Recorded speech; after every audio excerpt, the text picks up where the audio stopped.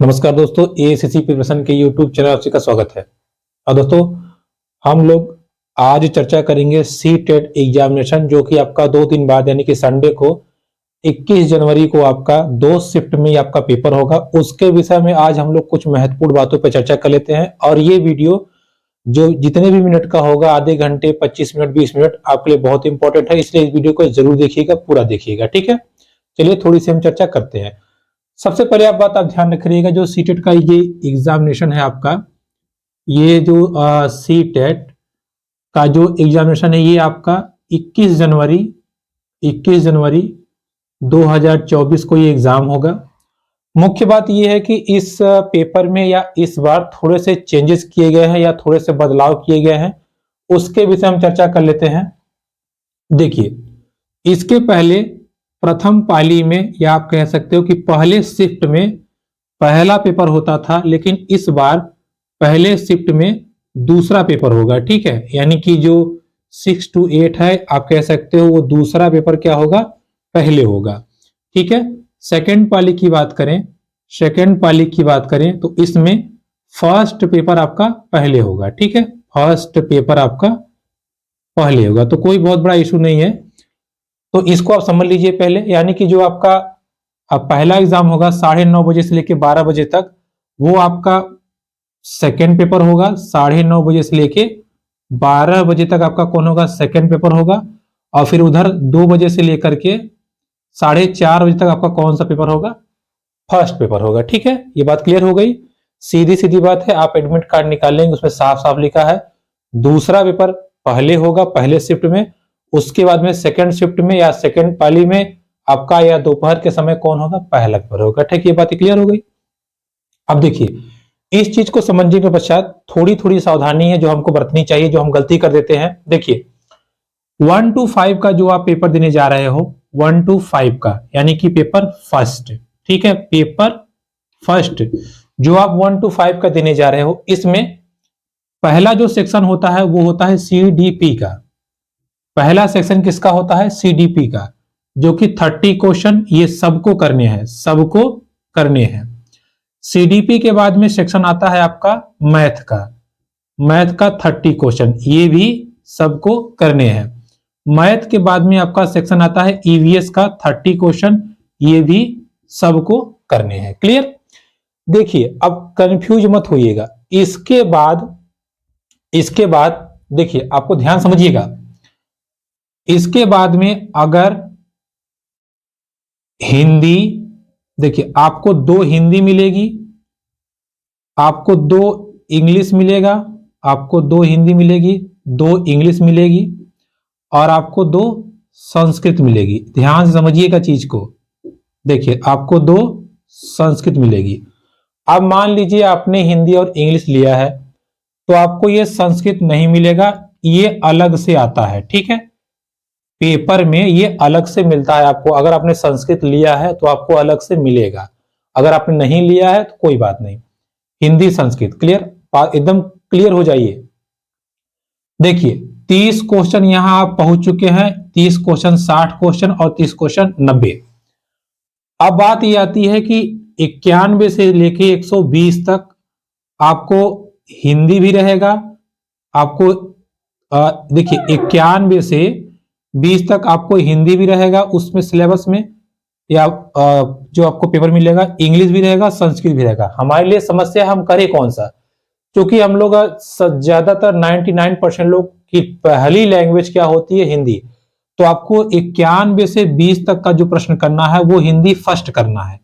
बात को फिर से ध्यान से सुन लीजिए, 91 से 20 तक आपको क्या करना है, हिंदी फर्स्ट। ठीक है, उसमें लिखा रहेगा भाषा 1 हिंदी, भाषा 1 हिंदी। क्लियर हो गया। ठीक है, 30 30 30। उसके बाद आपको 2 हिंदी मिलेगी, 2 संस्कृत, 2 अंग्रेजी। दोनों हिंदी में से हमें पहली हिंदी करनी है, लिखा रहेगा भाषा 1 हिंदी, भाषा 2 हिंदी। हमें कौन सा करना है, भाषा 1 हिंदी। क्लियर। उसके पश्चात अगर आपने संस्कृत लिया है या इंग्लिश लिया है, बात को समझिएगा, आपने हिंदी पहली तो यहां कर ली है, अब हमको करना दूसरा है। मान लीजिए हमने इंग्लिश लिया है और हमने कर दिया इंग्लिश फर्स्ट, तो ये गलत हो जाएगा। ठीक है, हमको क्या करना है, इंग्लिश सेकंड, या हमने संस्कृत लिया है तो क्या करना है, हिंदी संस्कृत सेकंड। क्लियर हो गया एकदम, ठीक है। तो 91 से लेके 120 तक प्रश्न जो हमें करना है, भाषा प्रथम हिंदी। 120 के पश्चात जो हमें क्वेश्चन करना है, अगर आपने संस्कृत लिया है तो संस्कृत में 2 संस्कृत रहेगा, दूसरा वाला करना है, ठीक है, भाषा 2 संस्कृत। और अगर आपने इंग्लिश लिया है तो इंग्लिश में भी 2 इंग्लिश रहेगा, दूसरा वाला करना है, ठीक है, क्योंकि पहला हमने हिंदी कर लिया है। क्लियर, चलिए ये बात हो गई 1 to 5 की। अब थोड़ी सी चर्चा हम आपको कर देते हैं 6 to 8। देखिए 6 to 8 यानी कि सेकंड पेपर, बात को समझिएगा। देखिए अगर आप साइंस बैकग्राउंड से हैं, किससे, साइंस बैकग्राउंड से, तो देखिए चुपचाप आपको सीडीपी के 30 प्रश्न करने हैं। सीडीपी के बाद आपको करना है मैथ और साइंस, इसके आते हैं 60 प्रश्न, और फिर वही आएगा, देखिए 90 प्रश्न हो गया। फिर वही आपको करना है क्या, हिंदी फर्स्ट, जो 2 हिंदी मिलेगी, हिंदी फर्स्ट, और फिर इंग्लिश और संस्कृत सेकंड करना है, ठीक है। इंग्लिश फर्स्ट करनी है, संस्कृत और इंग्लिश में जो भी आपने लिया होगा सेकंड, सेकंड सेकंड 2 रहेगा सेकंड, ठीक है, आपको 2 मिलेगा, ध्यान रखिएगा। ऐसे रहेगा, संस्कृत फर्स्ट रहेगा 91 से लेकर 120 तक, फिर संस्कृत सेकंड रहेगा 121 से लेके 150 तक। तो हमको ये करना है, ठीक है, इस बात को ध्यान रखिएगा। दूसरा वाला, अगर संस्कृत लिया है तो, अगर इंग्लिश लिया है तो भी दूसरा वाला। चलिए अब मान लीजिए अगर आप आर्ट बैकग्राउंड से हैं, आर्ट बैकग्राउंड से, तो आपको सीडीपी तो करनी ही है, लेकिन आपको साइंस नहीं करना है। आपको वहां पे रहेगा सोशल साइंस या सामाजिक विज्ञान, इसके 60 प्रश्न रहेंगे, ठीक है। और नीचे की प्रक्रिया पूरी यही रहेगी, हिंदी फर्स्ट, उसके बाद इंग्लिश सेकंड या संस्कृत सेकंड। क्लियर, चलिए देखिए ये तो थोड़ी सी चर्चा हो गई सिलेबस के विषय में, जिसके विषय हमने आपको पहले भी बता रखा है। अब हम थोड़ी सी चर्चा कर लेते हैं एग्जाम में स्कोर कैसे करें, ठीक है। देखिए हम स्कोर एग्जाम में कैसे गेन कर सकते हैं, इसको हम बोलते हैं स्कोर प्लस। बात को समझिएगा, चलिए देखिए, ठीक है, स्कोर प्लस कैसे कर सकते हैं और कैसे हम अपना स्कोर बढ़ा सकते हैं, समझिएगा बात को। देखिए एग्जाम देने जब भी आप जाएं, कभी भी अपने आप को महाज्ञानी या बहुत पढ़ा लिखा ना समझे, एकदम आप लो लेवल पे आ जाइए। लो लेवल कहने का मतलब है एकदम आप प्राइमरी के स्टूडेंट बन जाइए, ठीक है। अच्छा बताइए, अब अगर आप प्राइमरी के स्टूडेंट बन जाते हो, सीधी सीधी बात है, कुछ बातें हम आपसे शेयर करेंगे। देखिए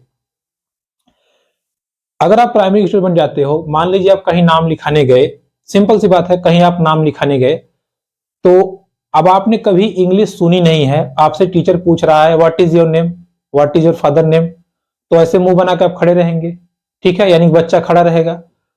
अर्थात इसका मतलब ये हुआ कि जब भी बच्चा स्कूल में आए, विद्यालय में आए, या आप शिक्षक के रूप में रहे, तो सबसे पहली चीज आप बच्चे से उसी भाषा में बात कीजिए जिस भाषा में उसके घर वाले बात करते हैं, जिस भाषा में उसकी मम्मी बात करती है, यानी कि मातृभाषा, ठीक है, मातृभाषा। अब देखिए, अब आपसे जो साइकोलॉजी के 75 प्रश्न आते हैं, 15-15 प्रश्न हर सेक्शन से आता है, ठीक है। तो कहीं आपको मातृभाषा शब्द दिख जाए तो आंसर यही होगा, ठीक है, ध्यान रखिएगा। पूछता है कि निम्नलिखित में से शिक्षण कैसे किया जाए मातृभाषा में, 100% सत्य होगा। क्लियर। उसके बाद में कहीं आपको शब्द दिख जाए अनुभव, कहीं आपको शब्द दिख जाए अवसर, ठीक है, कहीं आपको शब्द दिख जाए बाहरी जुड़ाव, कहीं आपको शब्द दिख जाए वास्तविक जीवन से जुड़ाव,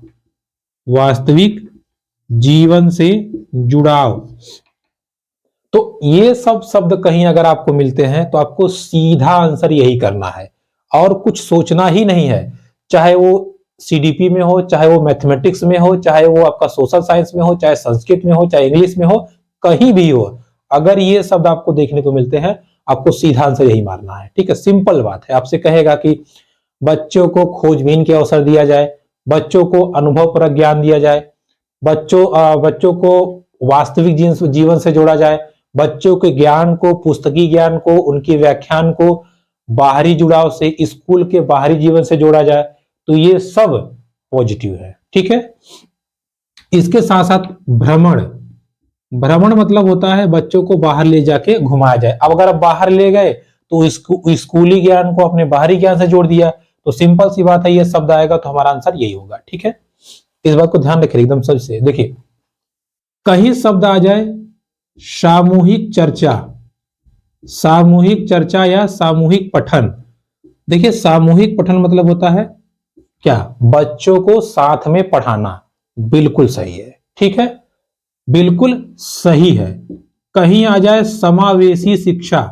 देखिए समावेशी मतलब होता है कि दिव्यांग बच्चे, बालक बालिकाएं, पिछड़े वर्ग के बच्चे, सामान्य वर्ग के बच्चे, तेज तर्राक बच्चे, सबको एक साथ पढ़ाया जाए, तो क्या होगा ये समावेशी शिक्षण।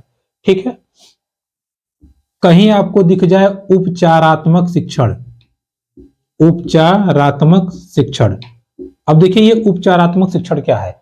उपचारात्मक शिक्षण मतलब जैसे मान लीजिए किसी बच्चे को आपने पढ़ाया, बेचारे को नहीं आया, कोई बात नहीं, उसको डांटिए नहीं, उसको अलग से पहले देखिए उसको आ क्यों नहीं रहा है। हो सकता है आप उसको जो घटना पढ़ा रहे हैं उसको गिनती ही नहीं आ रही है, तो कहां से आएगा। तो पहले कारण को जानिए, कारण को जानने के पश्चात फिर आप उसी के अनुसार योजना बना करके उसको पढ़ाइए। ये क्या होता है, उपचारात्मक शिक्षण, यानी कि आपने उसका उपचार कर दिया। क्लियर। तो ये सब कुछ ऐसे शब्द हैं जो आपको एग्जाम में देखने को मिलेंगे, और जहां ये शब्द दिख जाए आपको सीधा आंख बंद करके मार देना है। ठीक है, एक और सबसे इंपॉर्टेंट टर्म है अपचारी, अपसारी चिंतन, अपसारी चिंतन। तो अपसारी चिंतन जहां रहेगा वही आपका एकदम सही आंसर होगा। अपसारी और अभिसारी में अंतर समझ लीजिए। जैसे कि ये शब्द हो गया, देखिए घबराइए नहीं, मैंने देखिए इन सब शब्दों का समावेशन एक मैंने आपको पढ़ा रखा है ईवीएस की वीडियो नंबर देख लीजिएगा, 16 है शायद, उसको देख लीजिएगा, या फिर इसका लिंक हम मेंशन कर देंगे इसमें डिस्क्रिप्शन में, आप देख लीजिएगा। उसमें सारे पॉजिटिव और निगेटिव वर्ड को बता रखा है। यहां सिर्फ इतना बताना है आपको कि आप कैसे स्कोर करेंगे अगर आपको कुछ नहीं आता है तो। क्लियर। देखिए अपसारी और अभिसारी चिंतन के विषय में थोड़ा समझ लीजिए। देखिए जैसे मान लीजिए कोई शिक्षण कार्य है, ठीक है, कोई शिक्षण कार्य है।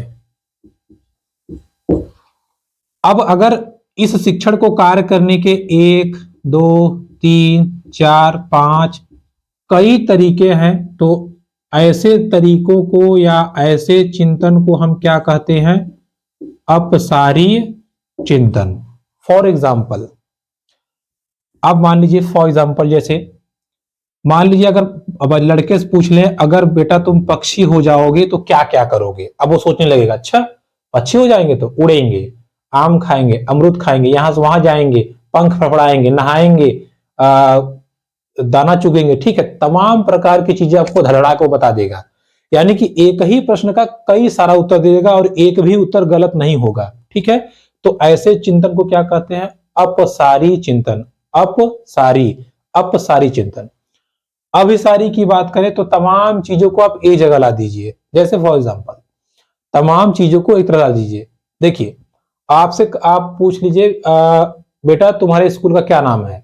आप सोचिए स्कूल तो बहुत सारे हैं लेकिन वो उत्तर उसका एक ही देगा जो भी उसका स्कूल रहेगा। ठीक है, मान लीजिए आपका स्कूल है, मान लीजिए आपके स्कूल का नाम कुछ भी है XYZ, तो बता देगा कि मेरे स्कूल का नाम ये है, एक ही नाम बताएगा और तो कोई बताएगा नहीं।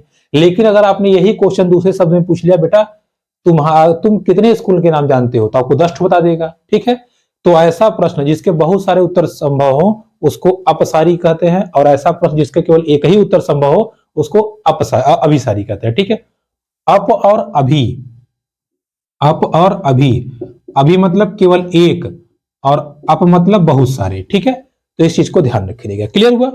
देखिए तो जहां पे आपको शब्द मिल जाए क्या, मातृभाषा में शिक्षण, बहुभाषा में शिक्षण, सहयोगात्मक शिक्षण, चर्चा कराना, पाठ कराना, बाल केंद्रित शिक्षण। बाल केंद्र मतलब बालक के अनुसार, जैसे बच्चा आया, अब हमको क्या नहीं आ रहा है उस हिसाब से आप पढ़ाएंगे ना। हमको जो नहीं आ रहा है आप भिन्न बताएंगे, कहां से आएगा।